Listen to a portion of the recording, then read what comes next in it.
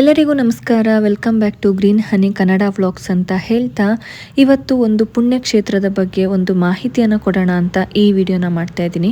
ಆ ಪುಣ್ಯಕ್ಷೇತ್ರ ಅಂದರೆ ಆ ದೇವಸ್ಥಾನ ಯಾವುದು, ಅಲ್ಲಿರುವಂತಹ ದೇವರು ಯಾವುದು, ಜೊತೆಗೆ ಅದರ ಹಿನ್ನೆಲೆ ಏನು, ಅದರ ವಿಶೇಷತೆ ಏನು, ಈ ಎಲ್ಲ ಮಾಹಿತಿಗಳನ್ನು ಈ ವಿಡಿಯೋದಲ್ಲಿ ತಿಳ್ಕೊಳ್ತಾ ಹೋಗೋಣ.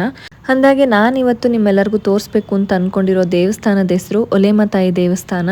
ನೀವಿಲ್ಲಿ ನೋಡ್ಬೋದು ಎಷ್ಟು ಚೆನ್ನಾಗಿ ಅಲಂಕಾರಗಳನ್ನ ಮಾಡಿದ್ದಾರೆ ಅಂತ. ತಾಯಿನ ನೋಡೋದಕ್ಕೆ ಎರಡು ಕಣ್ಣು ಸಾಲದು ಅನ್ನೋ ರೀತಿಯಲ್ಲಿ ಅಲಂಕಾರಗಳನ್ನ ಮಾಡಿದ್ರು. ಇದು ಈ ವರ್ಷದ ದೀಪಾವಳಿ ಅಮಾವಾಸ್ಯೆಯ ಪ್ರಯುಕ್ತ ಮಾಡಿರುವಂತಹ ಅಲಂಕಾರ ಆಗಿರುತ್ತೆ.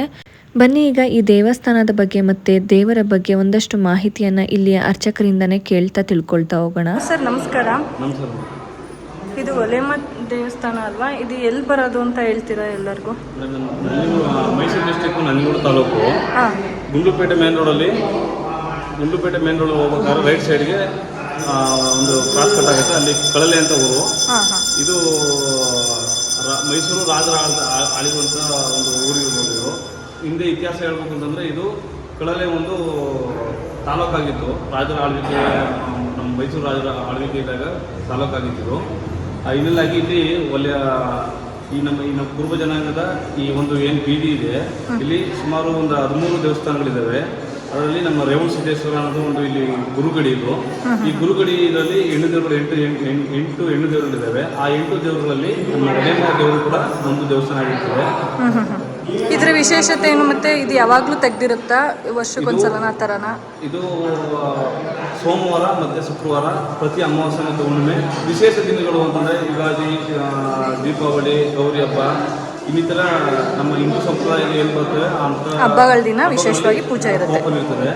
ಈಗ ದೀಪಾವಳಿ ಹಬ್ಬದ ದಿನ ಯಾವ ಥರ ವಿಶೇಷವಾಗಿ ಪೂಜೆ ಮಾಡ್ತೀರಾ? ದೀಪಾವಳಿ ಹಬ್ಬದ ದಿನ ನಾವು ನೈಟು, ಅಮಾವಾಸ್ಯೆ ಹಿಂದಿನ ದಿನ ನೈಟು ಒಂದು 12 ಗಂಟೆ ಕಳೆದ ಮೇಲೆ ಕೇಕ್ ತರುವಂಥ ಒಂದು ಸಂಪ್ರದಾಯ.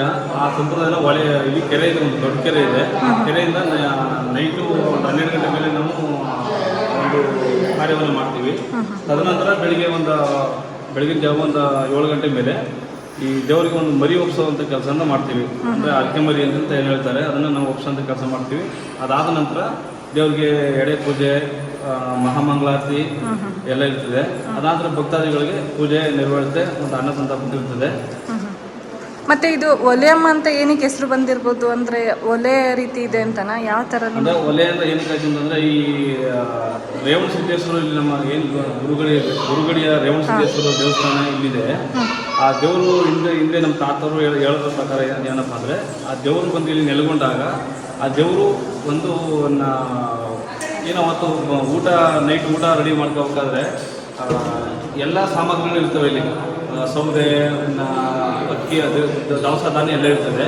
ಒಲೆ ಒಂದು ಇರಲಿಲ್ಲ, ಅಡುಗೆ ಮಾಡೋಕ್ಕೆ ಒಲೆ ಇರಲಿಲ್ಲ. ಆಗ ದೇವರ ಒಂದು ರೇವಣ ಸಿದ್ದೇಶ್ವರ ಸಾಕಾರ ಮತ್ತು ಆ ದೇವರ ಒಂದು ಭಕ್ತಿ ಇದರಿಂದ ಒಲೆ ಅದೇ ಉದ್ಭವ ಆಯಿತು, ರೂಪ ಆಯಿತು ಅನ್ನೋ ಒಂದು ನಮ್ಮ ತಾತರಿಂದ, ನಮ್ಮ ಮುತ್ತಾತರಿಂದ ನಮ್ಗೆ ಹೇಳ್ಕೊಟ್ರು ಬಂದಿರೋ ಒಂದು ಮುಖ್ಯ.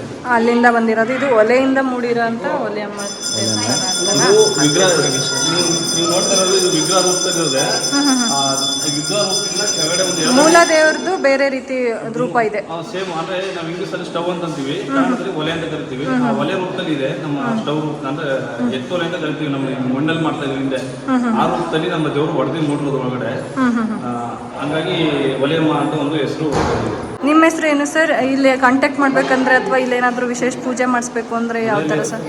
ಪೂಜೆ ಮಾಡೋ ಒಂದು ಮಹೇಶ್ ಅಂತ, ಅವ್ರ ತಮ್ಮ ನಮ್ಮ ವೀರೇಶ್ ಅಂತ. ಸಿಗುತ್ತೆ ಕಾಂಟ್ಯಾಕ್ಟ್ ನಂಬರ್ಸ್ 9964254563. ಇದು ಪೂಜಾರಿಯವರ number. Thank you sir. Thank you so much. ನೋಡಿದ್ರಲ್ಲ, ಇದಿಷ್ಟು ಒಲೆಮತಾಯಿ ದೇವಸ್ಥಾನದ ಒಂದಷ್ಟು ಇತಿಹಾಸ ಜೊತೆಗೆ ಒಂದಷ್ಟು ಪೂಜಾ ಮಾಹಿತಿ ಆಗಿತ್ತು ಅಂತ ಹೇಳ್ತಾ, ತುಂಬಾ ಚೆನ್ನಾಗಿದೆ ದೇವಸ್ಥಾನ, ಜೊತೆಗೆ ಶಾಂತಿಯುತವಾಗಿದೆ, ತುಂಬಾ ಶಕ್ತಿಶಾಲಿ ದೇವರು. ಇಲ್ಲಿ ಏನೇ ಅರಿಕೆಗಳನ್ನ ಮಾಡಿಕೊಂಡ್ರು ಅದು ಖಂಡಿತವಾಗ್ಲೂ ಈಡೇರುತ್ತೆ ಅನ್ನೋದು ಒಂದು ದೃಢವಾದ ನಂಬಿಕೆ ಭಕ್ತರಲ್ಲಿದೆ.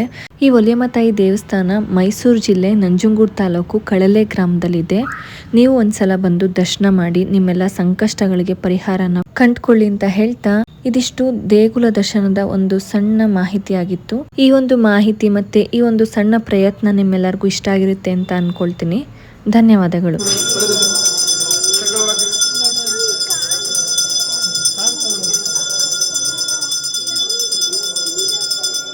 ಜಾಗಗಳು